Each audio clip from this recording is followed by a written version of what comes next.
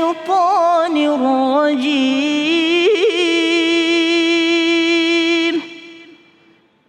بسم الله الرحمن الرحيم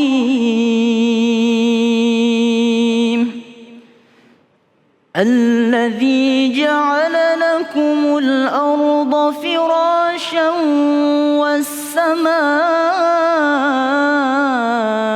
بناء وأنزل من السماء ماء فأخرج به من الثمرات رزقا لكم فلا تجعلوا لله أندادا وأنتم تعلمون صدق الله العظيم. Maha benar Allah dengan segala firman-Nya Muhammad Yusuf, Masya Allah ya. Dan baik, kembali lagi di Cahaya Hati Indonesia, kita masuk ke dalam tema kita yang kedua. Ini luar biasa loh temanya ya, penuh dengan arti nih. Dan kira-kira seperti apa artinya, kita akan menyikapi tentang istrimu bukan milikku. Masya Allah, istrimu bukan milikmu. Masya Allah ya, bersama guru kita yang dimuliakan Allah Subhanahu Wa Taala, Kiai Haji Khalil Nafis. Allahumma sholli ala Sayyidina Muhammad. Allahumma sholli wa sallim alaihi. Assalamualaikum warahmatullahi wabarakatuh. Alhamdulillahilladzi khalaqa lakum min anfusikum azwaja litaskunu ilaiha wa ja'ala bainakum mawaddatan wa rahmah wassalatu wassalamu ala Rasulillah wa ala alihi wa ashabihi wa mawalah la haula wa la quwata illa billah. Subhanaka la ilma lana illa ma 'allamtana innaka antal alimul hakim. Bapak Ibu sekalian, pemirsa Cahaya Hati iNews TV dimanapun berada. Pelajaran yang terbaik bagi kita, tema kali ini adalah istrimu bukan milikmu. Ini bisa diresapi, dihayati, diamalkan bagi yang sudah punya jodohnya, punya pasangan. Yang belum punya pasangan mudah-mudahan segera mendapat pasangan sebelum datangnya hari kiamat. Ya, sebelum datangnya hancurnya dunia ini. Yang pada waktunya segeralah menikah, jangan terlalu banyak memilih. Ya. Cukup istikharah kepada Allah, kemudian ada ketenangan hati, segera tentukan waktunya, tanggalnya, harinya di masa pandemi. Ya. Siapa tahu itu menjadi kebaikan, hidup di rumah lebih berwarna, lebih bermakna dan lebih berarti dengan ada pasangannya. Bapak Ibu sekalian, jamaah rahimakumullah, istrimu bukan milikmu. Memang bukan miliknya. Kita pun juga bukan milik kita. Inna lillahi, kita milik Allah. Kadang-kadang kita kecewa karena terlalu memiliki. Atau merasa memiliki. Orang yang merasa memiliki kadang-kadang overprotective, bahasa kerennya. Terlalu sayang. Terlalu hati-hati. Terlalu dikekepin bahasanya orang kita ini. Suami, wah ini milik saya. Interaksi dikit dengan orang lain cemburu. Ya, begitu juga sang istri. Suaminya ke sana cari nafkah, mungkin interaksi dengan perempuan. Kemudian ketika mendengar ternyata yang ditelepon adalah perempuan padahal kliennya, teman bisnisnya. Dia cemburu. Karena apa? Terlalu merasa memiliki terhadap pasangan kita, kita menjadi capek sendiri.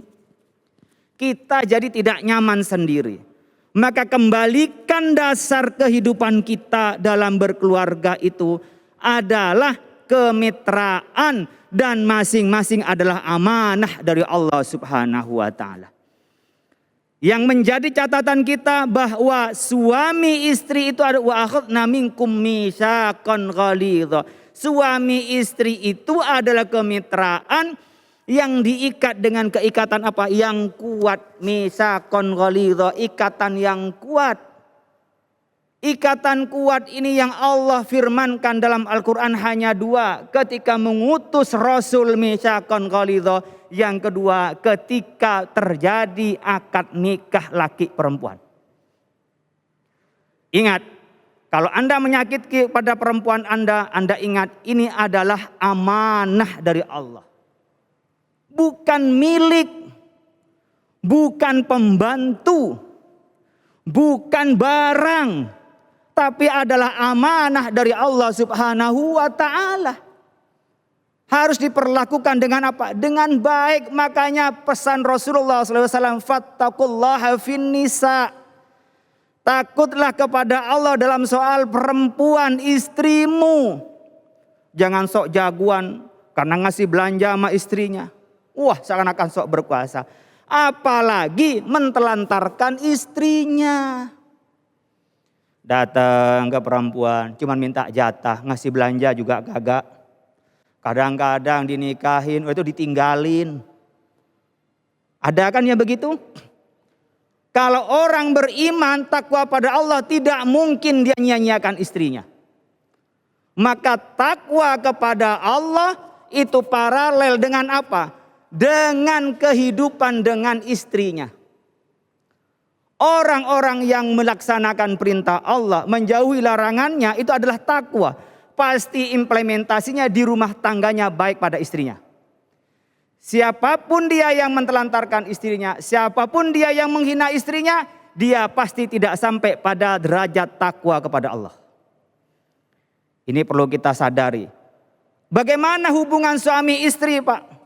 Hubungan suami istri adalah kita harus wa'ashiruhunna bil ma'ruf. Dengan yang ma'ruf, yang biasa, yang menjadi kenyamanan dari pasangan kita. Kalau sekarang saya ingin menyampaikan dari aspek suami kepada istrinya, begitu juga kemitraan istri kepada suaminya. Tapi karena kekuatan nafkah, kekuatan tenaga, kekuatan dari rumah tangga sebagai pemimpin rumah tangga, seringkali laki-laki itu kurang perhatian kepada istrinya. Makanya Bapak Ibu sekalian, disebutkan fattaqullaha fin nisa. Disuruh takut kepada perempuan. Kenapa? Fa innakum akhadtumuhunna. Ya, kita mengambil itu mereka menjadi istri kita dengan bi amanatillah, amanah dari Allah. Wastahlaltum furujahunna bi kalimatillah. Kita mengambil mereka jadi istri itu amanah. Bukan milik, amanah. Berarti amanah apa? Dipertanggungjawabkan kepada Allah. Kita sering mendengar hubungan suami istri. Ya, seakan-akan istri itu raja. Kadang-kadang juga tidak melaksanakan sebaiknya, memberikan apa yang terbaik kepada istrinya. Bahkan anak yang dilahirkan pun juga terlantar, seringkali kita bisa melihatnya itu. Kalau kita didorong berimannya kepada Allah, maka dia harus takut kepada Allah di dalam perempuan kita. Karena amanah akan dimintai pertanggungjawaban kepada Allah. Bagaimana lepasnya orang tua kepada suami ketika sudah akad nikah? Angkah tukah wa zawwajtuka bimahri apa? Namanya alatis shalah, ya, naqdan, secara kontan. Kemudian qabil tu nikahaha wa tazwijaha bil mahril mazkur raditu bihi. Saya hafal. Tapi bukan karena saya sering akad nikah, bukan. Akad nikah baru sekali. Nah, itu sudah pelimpahan dari orang tua kepada suami. Jadi berikutnya istri itu taatnya kepada suami. Tidak lagi menjadi gantungannya kepada orang tua setelah akad nikah. Betapa pindahnya kewajiban, betapa pindahnya hak dari orang tua kepada suami. Kemudian wastahlaltum furujahunna bi kalimatillah. Anda menghalalkan hubungan suami istri dengan kalimat Allah. Kalau kami nggak ada hubungan pernikahan dengan perempuan, khulwah saja, dekatan saja di tempat sepi itu udah haram. Salaman saja sama perempuan, menyentuh, itu sudah haram. Kalau bukan mahramnya. Tapi ketika dihalalkan dengan kalimat Allah, itu menjadi pahala. Menyium istrinya pahalanya besar, bahkan digambarkan sama dengan menyium Hajar Aswad. Kalau malam Jumat itu hukumnya sunnah. Nih Habib Ali ini udah ketawa-ketawa nih. Malam Jumat sunnah. Malam lainnya wajib katanya. Ya. Dari mana itu ya Allah? Bi kalimatillah. Ketika angkah tuka yang haram bukan hanya halal tapi berpahala. Yang awalnya dilarang menjadi diperintah. Kenapa? Karena kita menyebut nama Allah bi kalimatillah dengan akad nikah itu. Maka kita tidak boleh menyia-nyiakan itu. Betapa kalau kita bayangkan orang menyebut nama Allah yang Allah haramkan jadi pahala, kemudian disia-siakan, seperti apa di hadapan Allah. Dan kita paling dekat dan paling sering berinteraksi adalah istri kita. Digambarkan dalam Al-Quran, hunna libasul lakum wa antum libasul lahun. Kalau anda jadi pakaian kepada perempuan, perempuan pakaian pada anda, sudah tidak ada aurat laki perempuan dalam suami istri. Coba. Kalau udah tua begini, kita sakit, aurat kita dibuka, yang paling bisa buka aurat siapa? Istri kita. Kalau istri kita sakit, siapa yang bisa membukanya? Suami. Kalau tua begini dibuka, meskipun kita keluar dari rahim ibu, nggak bisa ibu itu membuka terus kita begini dibuka depan ibu. Kita sudah nggak bisa itu. Nggak bisa auratnya, tidak bisa rasa malunya, sudah nggak bisa. Tapi di depan istri bisa dibuka. Artinya tidak ada yang ditutupin antara suami dengan istri. Bagaimana Al-Quran menggambarkan tentang hubungan yang erat antara dua orang. Laki dan perempuan ketika terjadi suami istri. Bagaimana kita menghargai mereka. Kalau orang yang punya suami dua, punya istri dua gimana Pak? Ya hanya kepada istrinya dia buka. Tidak boleh dua-duanya itu menjadi barengan, gak boleh. Dari suami kepada istrinya. Bagaimana dengan kita ketika orang poligami? Poligami itu adalah emergency exit. Ya, Islam memperbolehkan poligami, tapi bagi orang yang memerlukan dan bagi orang yang berani. Yang pertama memerlukan, ia memang perlu lebih dari satu istri. Yang kedua punya keberanian untuk bertindak adil. Termasuk berani diomelin mertuanya. Termasuk berani diomelin istrinya. Berani bahwa dia akan bertindak adil. Tapi tidak untuk main-main. La'ana zawakin. Allah melaknat kepada laki-laki hanya zawak. Ya, di sana dinikmati, dicerai. Di sana diangkat nikah ditinggal tanpa ada. Itu Allah melaknatnya. Kan halal Pak. Udah ada akadnya. Halal tapi dia merusak tujuan pernikahan. Bagaimana membentuk keluarga yang baik.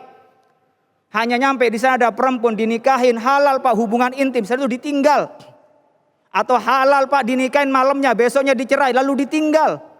Atau halal Pak dinikahin. Setelah itu hamil. Ditinggal tanpa memberitahu. Tanpa ada kepastian. Bagi kita hubungan dalam suami istri kalau memang baik diteruskan. Au tasrihun bi ihsan, kalau memang mau dilepas, dicerai, ya baik-baik. Jangan digantung, jangan dibikin masalah. Nah, orang-orang yang kepada perempuan dengan alasan akad nikah di mana-mana, dia halal dalam Islam tapi Rasulullah dan Allah melaknat, la'anallahu dzawaqin. Orang ini dilaknat oleh Allah. Kenapa? Merusak terhadap masa depannya perempuan. Menyia-nyiakan terhadap perempuan. Oleh karena itu, Bapak Ibu sekalian jamaah rahimakumullah, kita ini harus meniru Rasulullah SAW. Khairukum li ahlihi. Sebaik-baik kalian adalah orang yang baik pada keluarganya. Wa ana khairukum li ahli. Sedangkan saya, kata Rasulullah, orang yang terbaik kepada keluargaku. Jadi kalau mau niru Rasulullah, tirulah bagaimana Rasulullah SAW itu berbuat baik kepada istrinya. Bahkan digambarkan oleh Rasulullah, akmalul mu'mina imanan ahsanum khuluqan wa khairukum linisaihim. Yang paling sempurna iman kita adalah orang yang baik akhlaknya. Dan irisannya orang-orang yang sempurna imannya adalah khairukum linisaihim. Yang paling baik di antara kalian adalah orang yang baik terhadap istrinya. Mudah-mudahan kita dapat membentuk keluarga yang sakinah, menghormati perempuan sebagaimana kita menghormati ibu kita, termasuk juga ibu dari anak-anak kita sebagai madrasah pertama dalam pendidikan keluarga. Terima kasih. Masya Allah, terima kasih guru ilmunya. Tuh ya, jelas sekali ya. Dan detail sekali, Masya Allah ya. Dan sesaat lagi kita akan membahas tema yang ketiga. Seperti apa kau habiskan waktumu, Masya Allah. Bersama guru kita yang dimuliakan Allah Subhanahu Wa Taala, Ustadz Mansur Rusli. Jadi jangan kemana-mana, tetap bersama kami di Cahaya Hati Indonesia.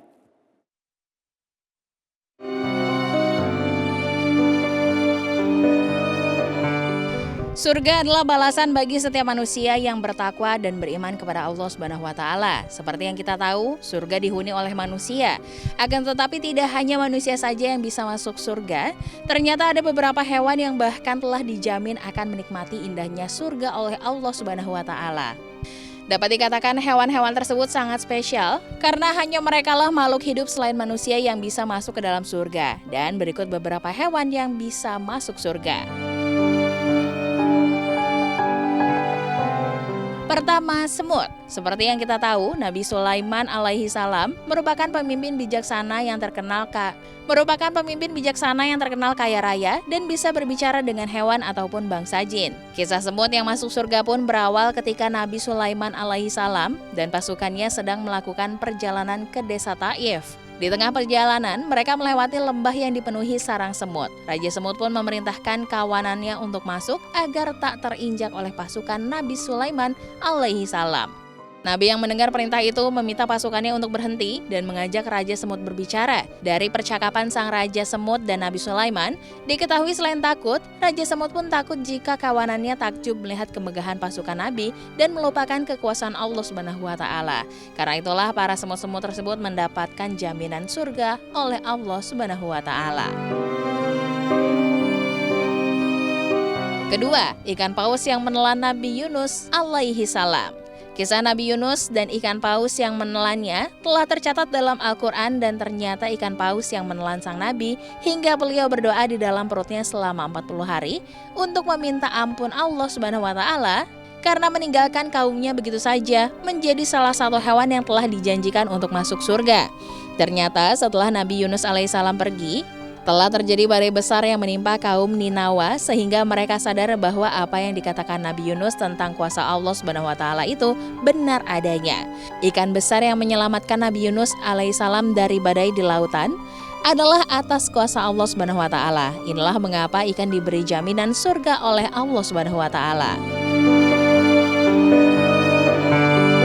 Selanjutnya di urutan terakhir ada kambing. Dalam kisahnya Allah Subhanahu wa taala pernah menguji kesabaran Nabi Ibrahim alaihissalam dengan memerintahkannya untuk menyembelih anaknya Nabi Ismail alaihissalam. Keputusan yang begitu berat bagi Nabi Ibrahim alaihissalam mengingat ia berhasil mendapatkan buah hati dalam waktu yang cukup lama. Namun karena keikhlasan dan kepatuhannya kepada Allah Subhanahu wa taala, ia menurunkan perintahnya. Nabi Ismail alaihissalam juga menunjukkan keikhlasan dan kepatuhannya kepada Allah Subhanahu wa taala. Maka ketika Nabi Ismail alaihissalam hendak disembelih tersebut berubah menjadi seekor kambing yang gemuk dan sehat. Rupanya malaikat pun menyelamatkan Nabi Ismail alaihissalam dari penyembelihan atas perintah Allah Subhanahu wa taala. Dari kisah ini pula peristiwa yang menjadi dasar disyariatkannya kurban pada hari raya Idul Adha. Itu dia hewan yang dijamin masuk surga. Jadi sekarang kita tahu bahwa surga tidak hanya dihuni oleh manusia saja, tetapi juga beberapa hewan yang sudah dikisahkan sebelumnya.